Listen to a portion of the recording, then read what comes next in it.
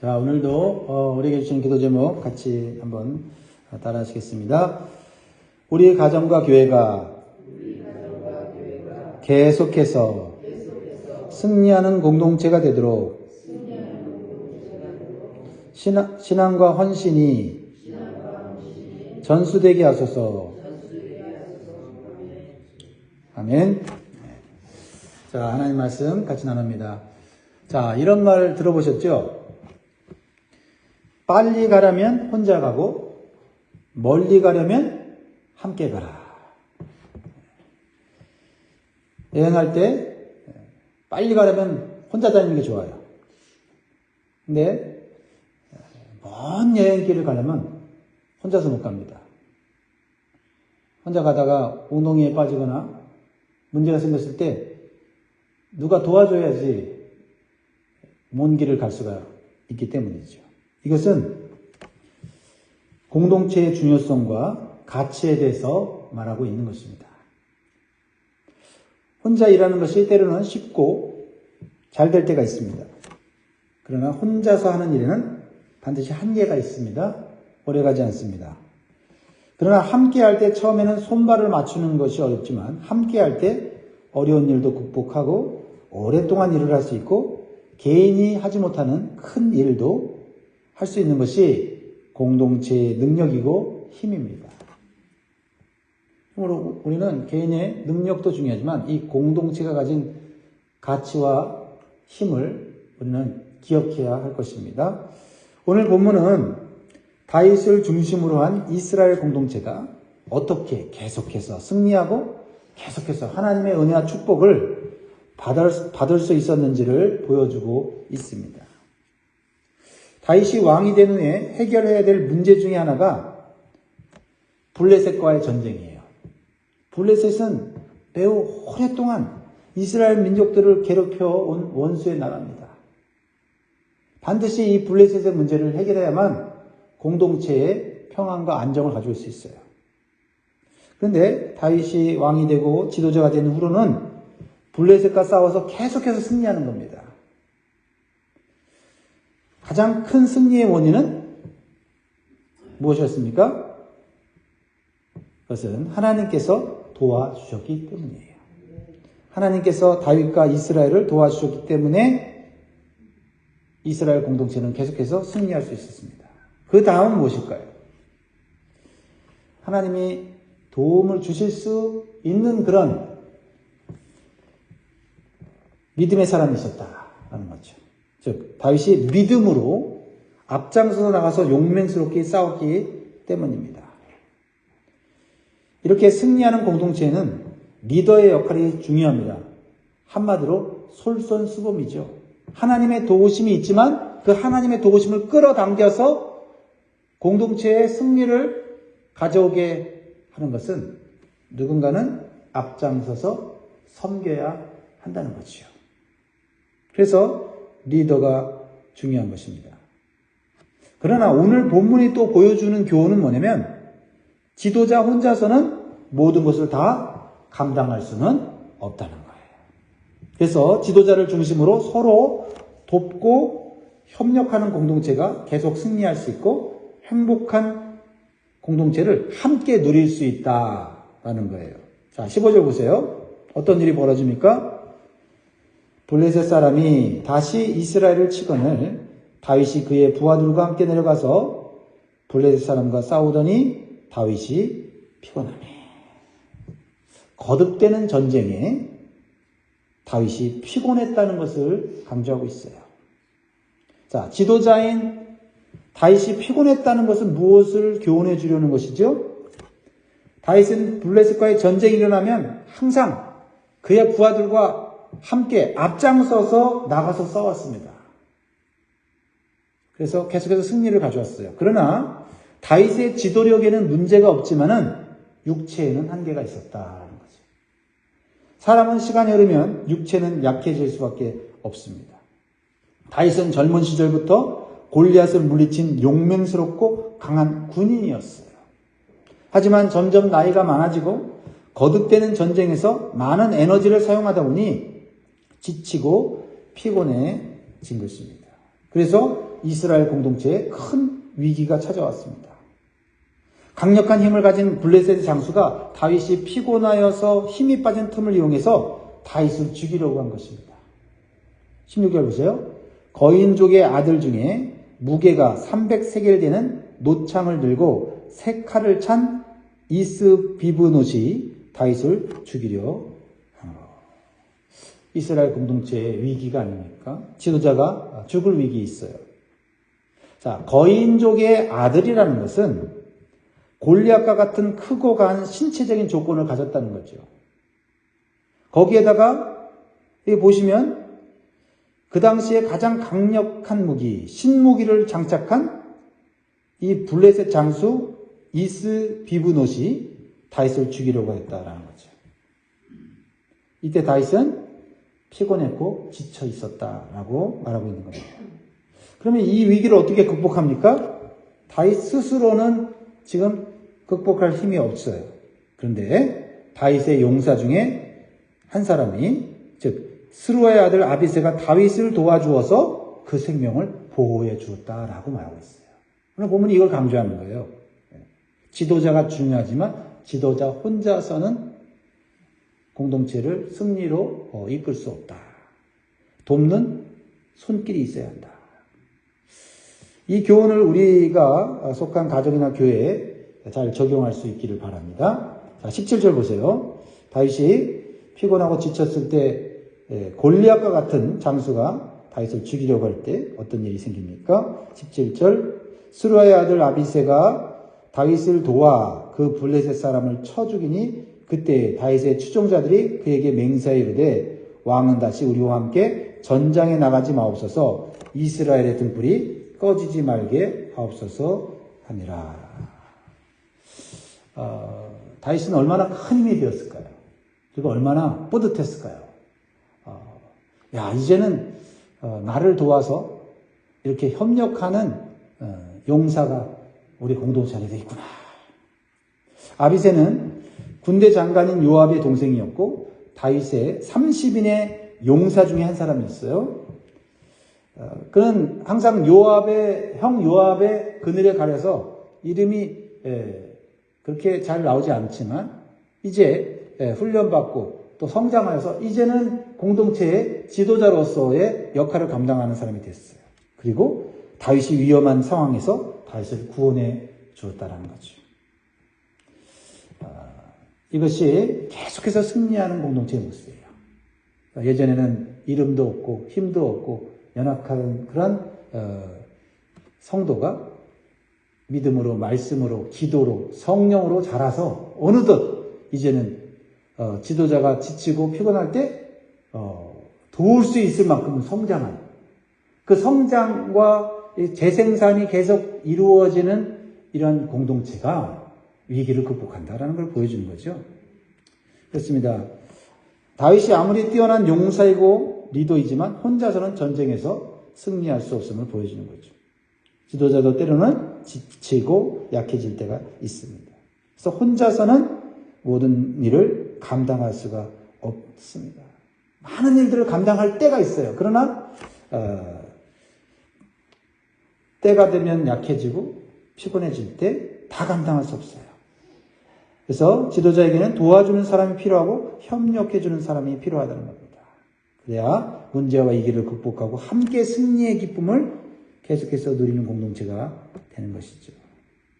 이렇게 다윗을 중심으로 한 공동체는 서로 돕는 협력이 잘 이루어졌음을 우리에게 가르쳐주고 있습니다. 자, 어느 공동체나 지도자는 중요합니다. 그러나 지도자에게는 장점과 약점이 있어요. 지도자의 장점을 살리고 약점을 보완해주는 공동체가 계속해서 승리한다는 것을 기억하시기 바랍니다. 사랑하는 성도 여러분, 오늘 이 말씀의 교훈을 우리가 속한 가정이나 교회 그리고 여러분이 속한 어떤 직장 공동체에 잘 적용할 수 있기를 주님의 이름으로 축복합니다. 이제 다윗을 위험에서 구한 아비새는 이스라엘 공동체의 추종자들과 함께 매우 의미심장한 말을 해요. 다윗이 지쳐서 피곤하여 이제 죽음의 위기까지 갔어요. 그러니까 다윗을 따르던 용사들이 이렇게 얘기합니다. 17절의 중간부터 보면 그때에 다윗의 추종자들이 그에게 맹세하여 이르되 왕은 다시 우리와 함께 전장에 나가지 마옵소서 이스라엘의 등불이 꺼지지 말게 하옵소서 하니라. 그들은 다윗을 이스라엘의 등불이라고 표현을 해요. 여러분, 등불은 뭐예요? 어떤 역할을 하죠? 어둠 속에서 빛을 발하는 도구죠. 그런데 이 등불이 꺼질 뻔했다고 경각심을 불어넣고 있어요. 이 등불이 꺼지면 공동체 전체가 어둠 속에 들어간다는 것입니다. 그래서 다윗의 용사들은 다윗이 이제는 직접 전장에 나가지 말라고 간곡히 부탁해요. 그리고 다윗이 해야 할 가장 중요한 역할은 어둠 속에서 빛을 발하는 것 같이 공동체가 가야 할 방향과 목표를 등불과 같이 제시하는 것이라는 거예요. 그것을 해달라는 거예요. 다른 것들은 자신들에게 맡기라는 겁니다. 즉 이제 전쟁에서 싸움은 자신들이 직접 하겠다는 거죠. 그리고 자신들이 하지 못하는 리더의 역할만은 다윗이 끝까지 해달라고 말하고 있는 거예요. 이것이 승리하는 다윗 공동체의 모습이에요. 지도자와 따르는 자들이 모든 일을 다 함께 해야 하지만 가장 잘할 수 있는 역할과 위치에서 최선을 다하는 것입니다. 사랑하는 성도 여러분, 우리는 각자 공동체 내에서 내가 할 수 있는 역할과 위치를 찾아서 우리 가정과 공동체를 건강하게 세워나갈 수 있기를 간절히 소원합니다. 다윗을 중심으로 한 이스라엘 공동체는 이 세상의 공동체와는 다릅니다. 한마디로 신앙 공동체예요. 신앙 공동체. 그래서 오로지 사람의 힘을 의존하는 공동체가 아니라 하나님의 도우심을 받을 수 있는 영적인 공동체라는 거예요. 다윗이 거대한 골리앗을 청소년의 나이에 이길 수 있었던 것은 그의 힘과 무기 때문이 아니라는 걸 우리 잘 알고 있죠. 골리앗에 비해서 다윗은 모든 것이 부족했어요. 힘도 무기도 어떤 기술도 경험도 아주 부족했습니다. 그런데 다윗이 보잘것없는 물맷돌로 쳐서 골리앗을 이긴 것은 전적으로 하나님의 이름을 믿는 믿음 때문이었다. 신앙 공동체의 가장 중요한 것은 믿음이라는 거예요. 똑똑한 사람도 필요하고 지식 있는 사람도 필요하고 또 물질과 부가 있어서 좀 헌신한 사람도 필요하지만 가장 중요한 것은 믿음이라는 거예요. 하나님에 대한 믿음. 돈으로 해결할 수 없고 지식으로 해결할 수 없는 일들이 우리 이 세상에 얼마나 많이 있습니까? 그래서 우리는 각자 공동체 내에서 내가 할 수 있는 역할과 위치를 찾아서 가정 공동체를 세워나가야 되는데 가장 중요한 것은 하나님에 대한 믿음이 동일해야 되는 거예요. 지도자나 모든 성도들이 동일한 하나님에 대한 믿음은 가져야 된다. 은사와 재능은 좀 다를지 모르지만요. 자, 다윗이 골리앗을 물리칠 때 뭐라고 얘기했습니까? 사무엘상 17장 45절에 보면 다윗이 블레셋 사람에게 이르되 너는 칼과 창과 단창으로 내게 나아오거니와 나는 만군의 여호와의 이름 곧 네가 모욕하는 이스라엘 군대의 하나님의 이름으로 내게 나아가노라. 하나님의 이름으로 문제를 해결하는 믿음. 이게 지도자에게 필요하고 지도자와 함께 협력하는 모든 성도들에게도 필요하다. 그렇습니다. 나보다 강한 대적을 유일한 길은 뭐예요? 하나님의 이름을 믿는 믿음이다. 그런데 골리앗이 다윗에게만 있는 것이 아니라 다윗의 용사들에게도 골리앗이 있었다는 거예요. 이것은 우리의 인생에 누구나 다 골리앗이 있다는 걸 말해요. 자, 오늘 본문에 보면 골리앗과 같은 거인족의 아들들이 4명이 나와요. 이 4명의 거인족의 아들들은 힘과 무기에 있어서 다윗의 용사들을 압도한다는 것을 보여주고 있어요. 그래서 무시무시한 그런 무기들과 강력한 갑옷들과 그런 어떤 이 신체적인 탁월한 신체의 조건을 가진 이 골리앗에 대해서 보여주고 있는데, 근데 결과는 뭐예요? 다윗의 용사들이 승리했다는 거예요. 그 승리의 비결을 보라는 거죠. 자, 18절부터 보면 거인족의 아들들, 골리앗과 같은 자들을 하나씩 하나씩 쳐 죽이죠. 18절에 그 후에 다시 블레셋 사람과 고베에서 전쟁할 때 후사 사람 시프게는 거인족의 아들 중에 삽을 쳐 죽였고 19절 또다시 블레셋 사람과 고베에서 전쟁할 때 베드를레헴 사람 야레 오르김의 아들 엘하나는 가드 골리앗의 아우 라흐미를 죽였는데 그 자의 창자리는 배틀째 같았더라. 골리앗의 동생이 있었다라는 걸 여러분 오늘 처음 아신 분들 있을 거예요. 자, 그다음에 20절에 보면 또 가드에서 전쟁할 때 그곳에 키가 큰 자 하나는 손가락과 발가락이 각각 6개씩 모두 24개가 있는데 그도 거인족의 스승이라. 손가락이 5개가 아니라 발가락이 5개가 아니라 6개나 있었어요. 얼마나 좀 무시무시하고 무서웠을까요? 강력한 어떤 그 신체적인 조건을 얘기하고 있으면서 이기기 어렵다는 걸 말하고 있죠. 근데 21절 보세요. 21절 같이 있습니다. 시작. 그가 이스라엘 사람을 능력함으로 다윗의 형 삼마의 아들 요나단이 그를 죽이니라. 꼭 누구의 모습이 떠오릅니까? 다윗. 그렇죠?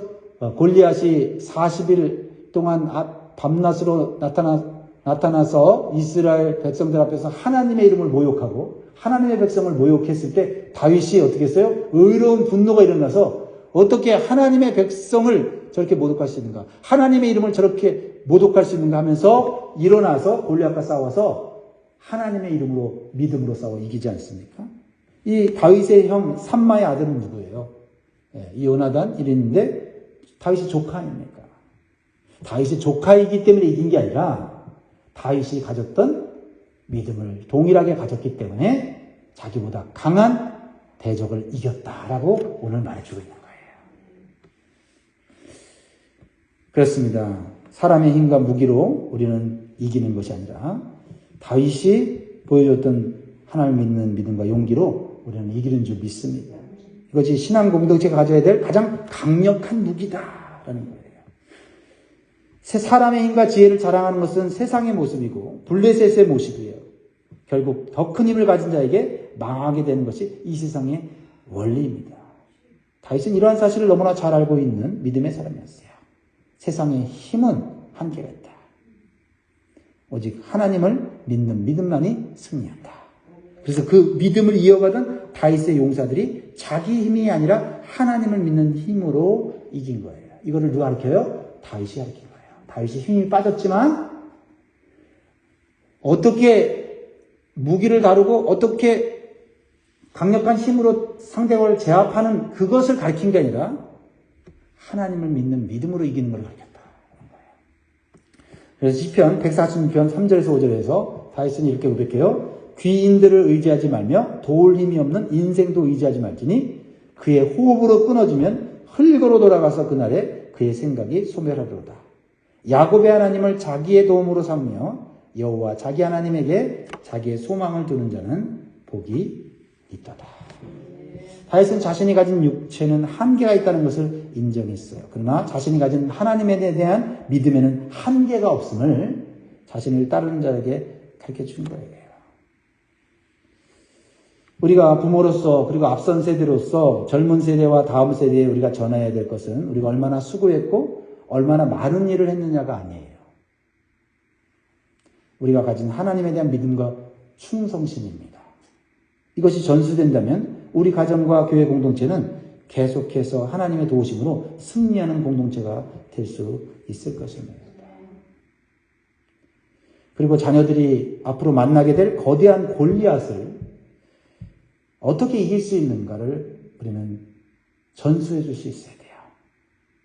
다윗의 신앙과 용기로 이길 수 있다는 것을 가르치는 것입니다. 나 때는 내가 얼마나 대단했는지 알아? 과거를 얘기하는 거 우리 자녀들에게 통하지 않아요. 하나님, 그 하나님의 위대하심을 가르치는 것. 그것이 우리가 해야 될 일이죠. 말씀을 맺겠습니다. 사랑하는 성도 여러분, 우리 교회는, 우리 가정은 신앙 공동체입니다.